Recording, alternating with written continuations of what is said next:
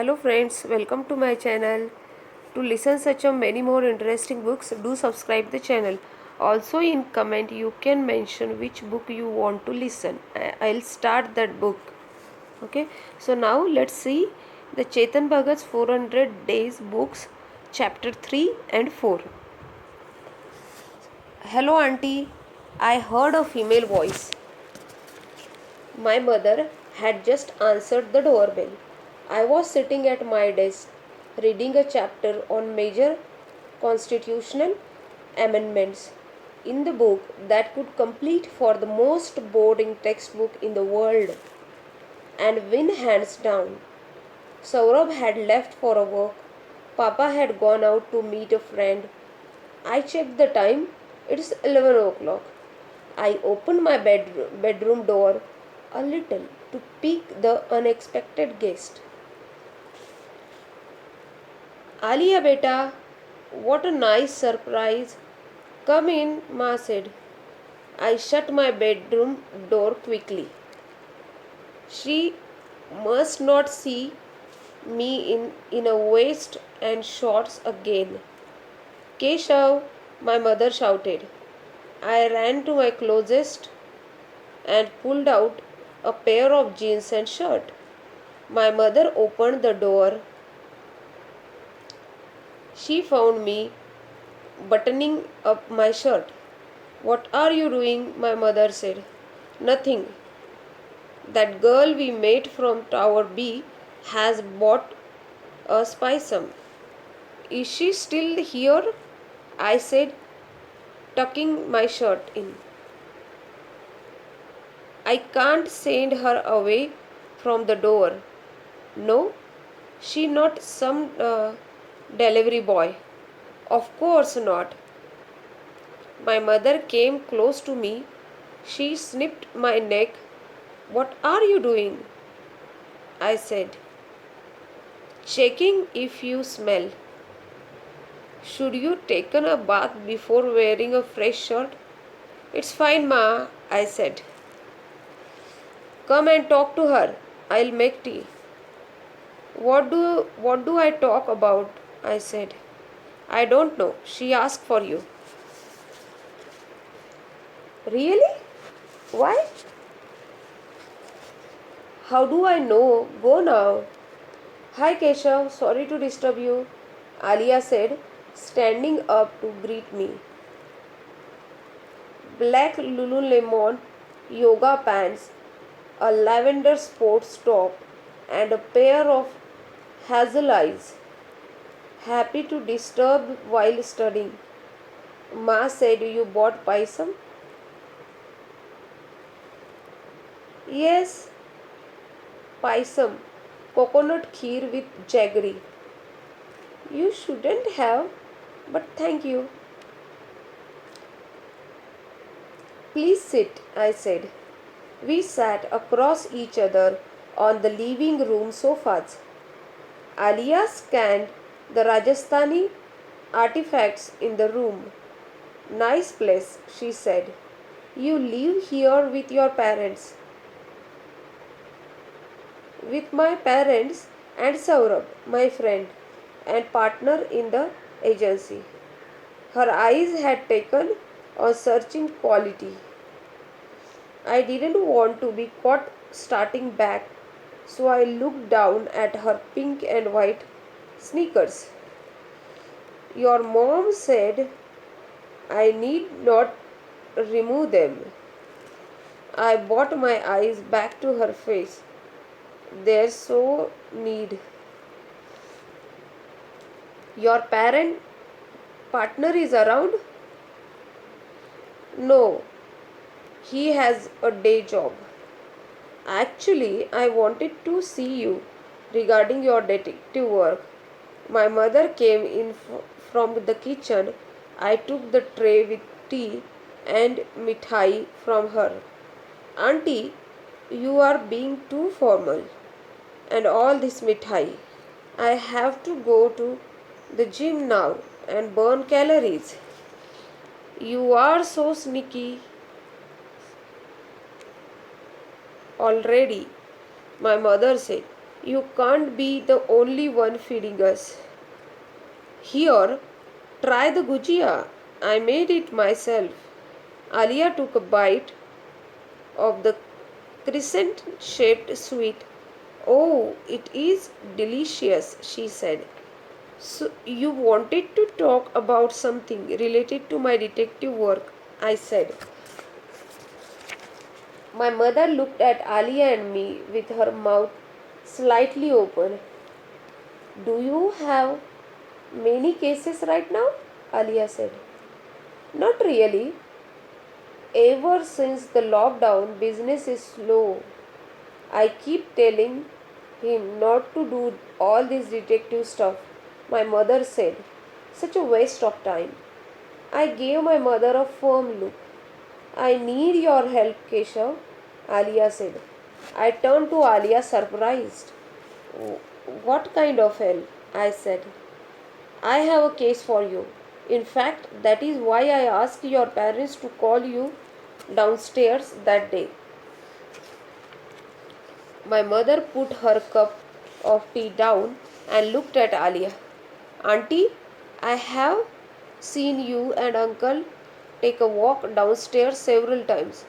Someone told me your son is detective. That's why I approached you actually. Oh, my mother said.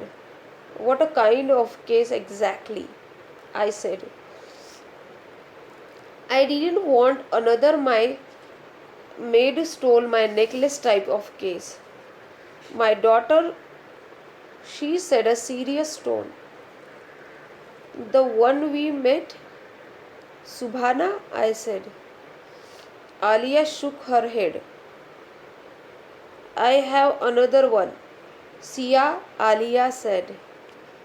Manish and I have two kids. Manish is your husband, Ma said. Yes, Manish Arora. What does he do? Ma said. He is a jeweler family business. He runs the online part of it, Alia said. I didn't like my mother being part of this conversation. Alia was now prospective client. Could my mother please let me conduct my own business meetings? Sorry, Alia. What about Sia? I said. Sia was taken away. Someone took her away 9 months ago.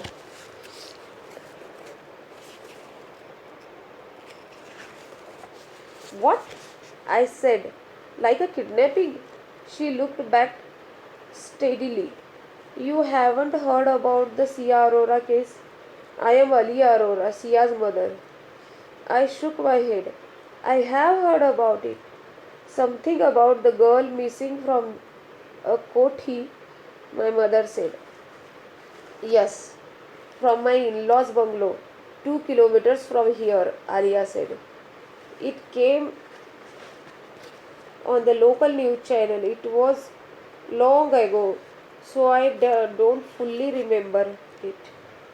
Police suspected someone in the family, I think. The police did not know anything, just theories floating around, Alia said. Her eyes had become sad and had lost their sparkle. How old Sia is? I said. She was taken away a month before her 13th birthday. You have teenage daughter, my mother burst out. I was only 18 when I had her auntie. I am 32 now. I don't look it. You don't look it, my mother said. I wished my mother would leave us alone and let me work. Excuse me for a second. I need to take a notes, I said. I went to my bedroom. I collected a notebook and a pen and my laptop from my table. Ma, I called from a bedroom. Why are you shouting? She said, coming in. May I talk to Alia alone about the case? Please, I said. Why? What is harm if I am there? It's work. She is client now, not a neighborhood you can feed gujias. My mother's chin went up little. She is a guest in my house. Fine, you made her, but now please give me my client some privacy. Privacy? My mother said, yes. Client detective privacy. Leave us alone. You have the guts to throw me out of my own living room? Will you try this with my father? Sorry. Will you try this with your father? I'm not throwing. Before I could complete my sentence, she stormed out the bedroom to kitchen, where she banged pots together to register her protest. I ignored her and returned to living room. Found my laptop. Mind if I take notes? I actually appreciate you taking so much interest. You obviously went to a police. I said, of course. Police, media, neighborhood appeals. We tried our best. What happened then? We couldn't find her or even find out what happened to her. So the police are still looking? Alia shook her head. It's become a cold case for them. Even my family feels it is the best to move on. And what about you? I said. I will never stop looking. And I can never move on, Alia said. I'm so sorry, I said. A tear escaped her eye. I lended her a tissue. The pressure cooker whistle from the kitchen broke the silence. I went up the kitchen door and gently shut it, ignoring my suckling mother. I came back and sat down on the sofa again. What happened? What was done to find her? Tell me everything, I said. Alia looked at me, puzzled. What? I said. Sure, I'll tell you. But don't you want to negotiate first, like your fees and advance? Don't I have to pay you for this meeting too? Oh, I said, didn't even think of all that. Maybe that's why my detective business sucked. I might be okay as detective, but I was terrible as the commercial part of it. Alia had a small purse in her hand. She pulled out a wad of 2000 rupees notes from it. I needed the money. I had no real income or saving. Yet I could not get myself to take it. Not like this, at least. Please stop, I said. You are our guest, but I want to hire you. We will figure all that out later. Tell me more about Sia. Tell me what happened. You sure said, she said. I nodded. She put the money back in her purse. She closed her eyes to compose herself. I opened a new Word document on my laptop to type in my notes. She opened her eyes. It happened last year on 17th September, the worst night of my life, she said. Now, let's start the chapter 4. Alia speaks. 9 months ago. Hey, this is not right, kids. It's 10:30 already. You should be asleep, I said. But we don't want to sleep. 5-year-old Sanjay, Manish's brother's son, said in his cut baby voice. Siya, Subhana and Rohit burst out laughing. The four cousins were all in bed in the guest room on the first floor, peering into an iPad. Sanjay, it's past your bedtime, I said. No, big people not allowed here. Go away, he said, not looking up from the iPad. I laughed as I mock spanked my nephew. Rohit, his 8-year-old brother, I looked up at me. Please, Alia, Chachi, we are having a sleepover after so long. 10 more minutes. We just want to finish our game. You said 10 minutes more 30 minutes ago. Come now, everybody has to sleep now. Sanjay, Rohit, go to your rooms. Mom, please leave, Subhana said, eyes on iPad screen. What are you guys are playing? I said. Ludo, Siya said. Ludo? On screen? When we were kids, we were played Ludo on the actual board. Oh, Mom, you are so primitive. Did dinosaurs roam the streets when you did that? Sia said. She checked the message on her phone in between playing the game on iPad. How can this generation work on different screens simultaneously? I wondered. Very funny. Sia, be responsible. You are the eldest. 7 minutes more, Chachi. Sanjay screamed. Fine, 7 minutes. I will wait here.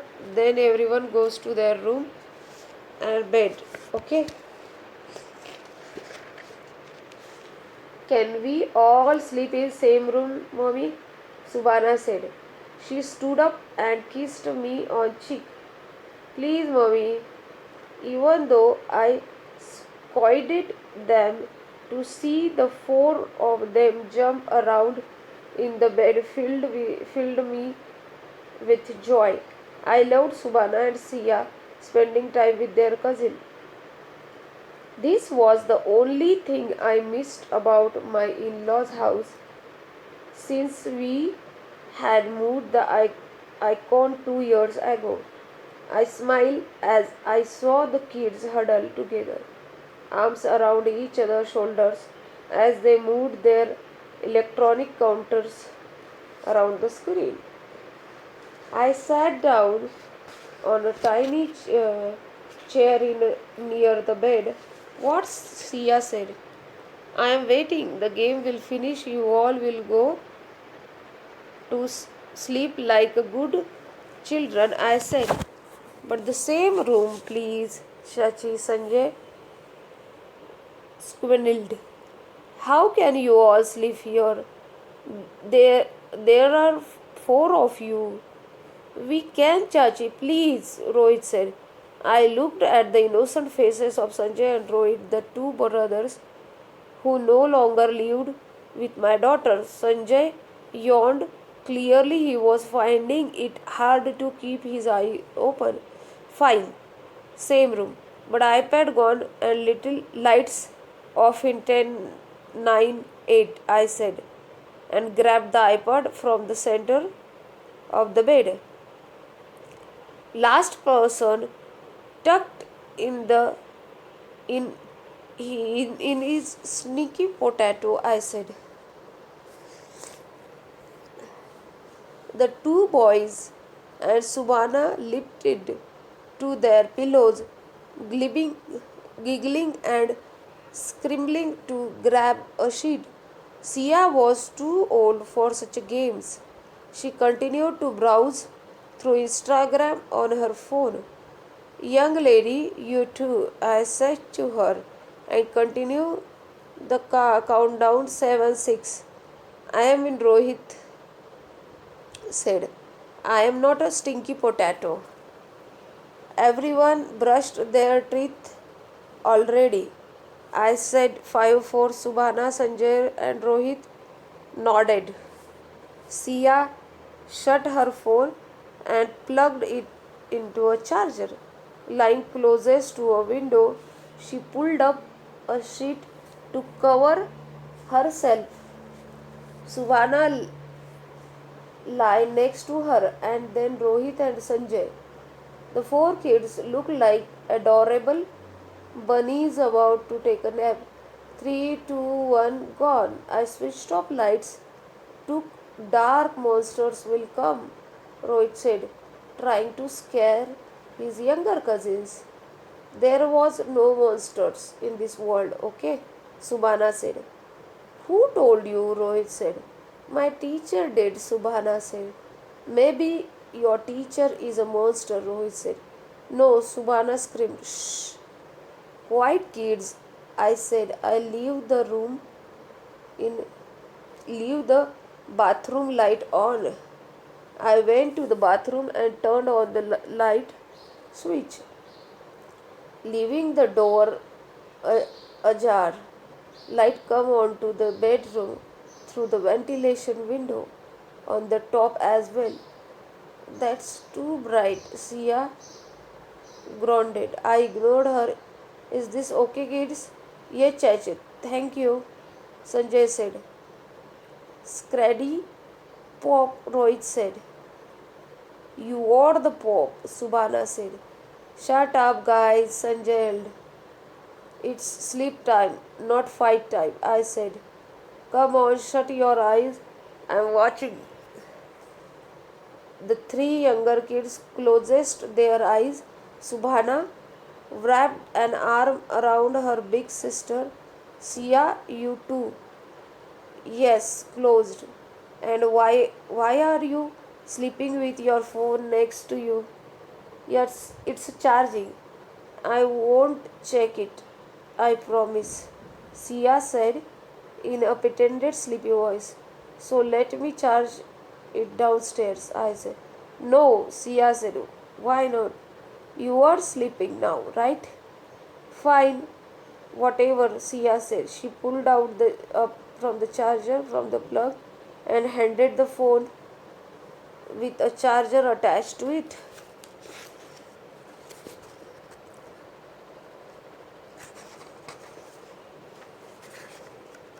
Good night, guys. Love you, I said. Good night, Chachi.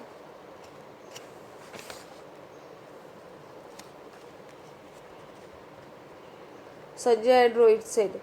Good night, mommy, Subhana said. Sia, I said when she didn't reply. Good night, mom. Love you, she said in somewhat disinterested voice, pulling the sheet over the head.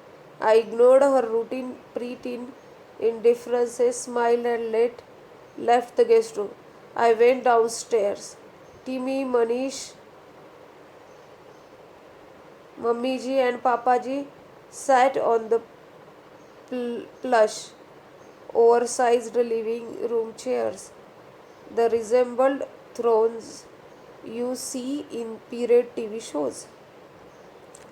The bottle of scotch had gone down a couple of inches since I had left. The surrounded sound music system played a Jagjit Singh ghazal. होश वालों को खबर क्या. Mummy's favorite. My mother-in-law's large frame took up an entire chair. She held a drink in her hand. With eyes closed, was moving her head gently to music. She wore a gold embroidered maroon silk salwar kameez. A chunky uncut diamond necklace covered her neck. It was a signature piece from Navratan Jewels, our family run store. Are they asleep? Manish said, with a lot of protesting. And all in the same room, I said. All 4 feet in one bed, Manish said. Squished together like a little puppies, I said. Timmy laughed. His big belly jiggled along with the scotch glass in his hand.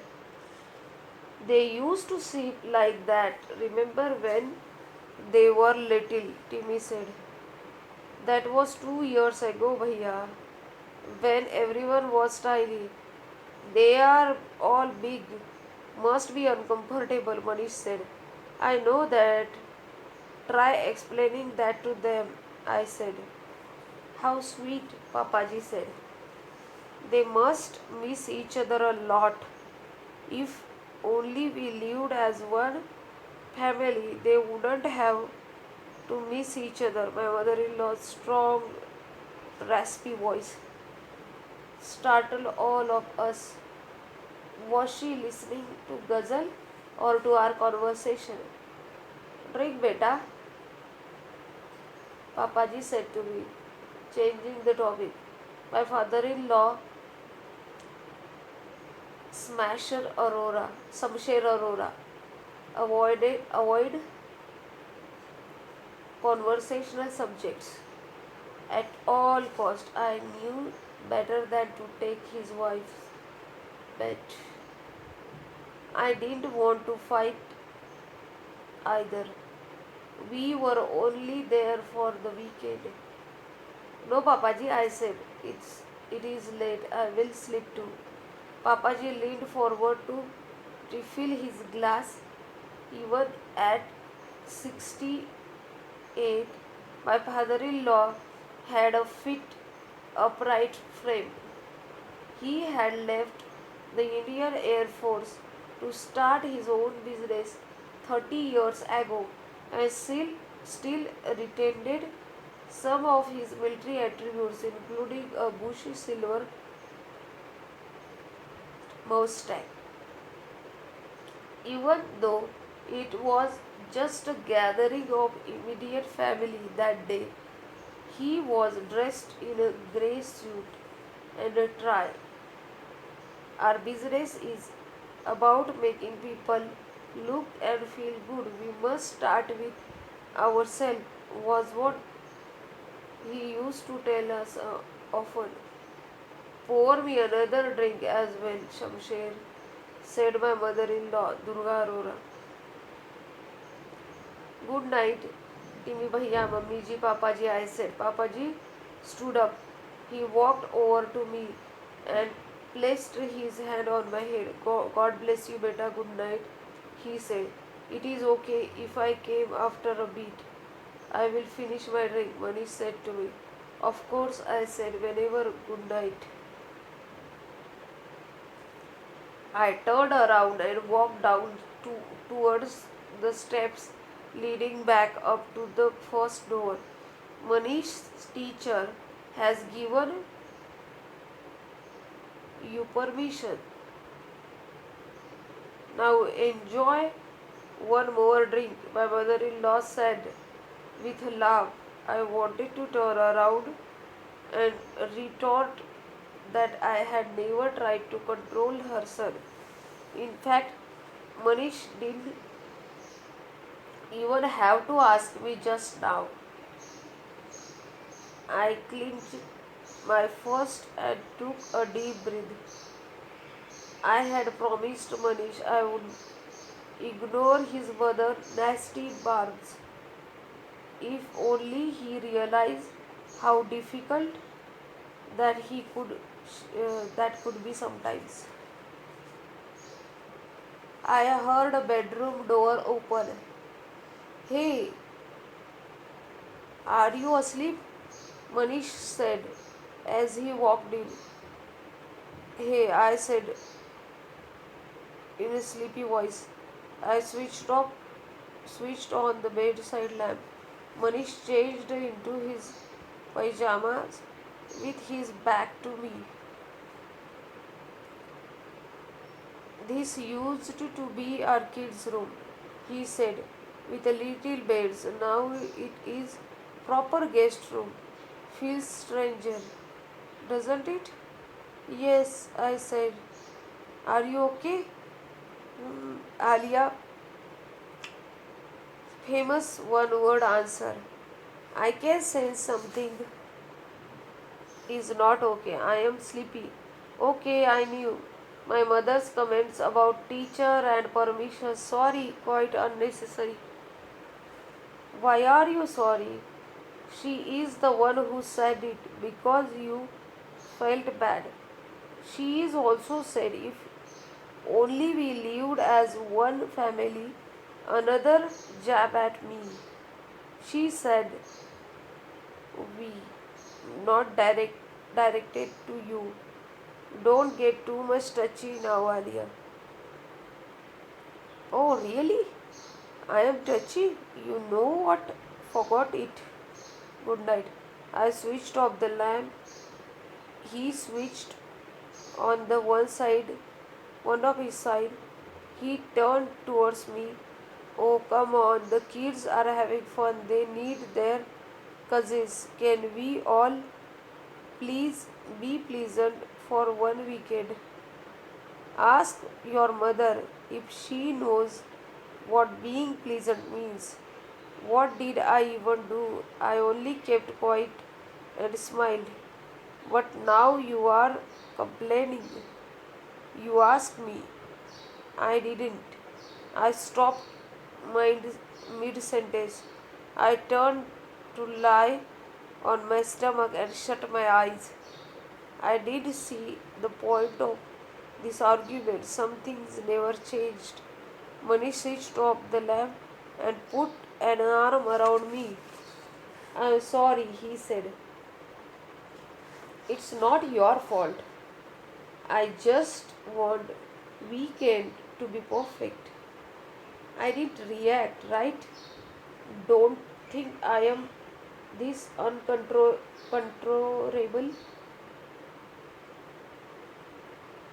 hysterical fool. I never said you are. But it would be nice if you acknowledge the effort I make to keep peace. She can be annoying. Now just annoying. She hurtful. She doesn't mean it. And thank you for staying calm despite her caustic remarks. He kissed the back of my head. You are welcome, I said. He came and lay down facing me. I had too much drink. Papa and Timmy have a lot more capacity, Manish said. I turned sideways to his face. You are a fake Punjabi, I said, giggled. Maybe that's why I married you. My Malayaji, Malayali, half Malayali. I said, what time is it? 11. You checked on the kids when you come upstairs? Yeah, all four of them fast asleep. They could be acting when the parent goes in. They pretended to sleep. Then the chattering starts again. I love them, Alia. Too much. So so much it hurts sometimes, Manish said. Just seeing all four cousins sleeping like that. Really there is nothing more precious than these little ones. Yes, I said. And I am sorry about Mummy ji. I patted Manish's cheek. It's okay, I said. Good night, Manish. Good good night, love, Manish said as drifted off to sleep.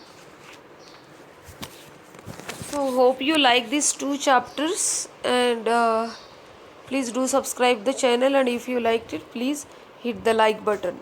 Thank you.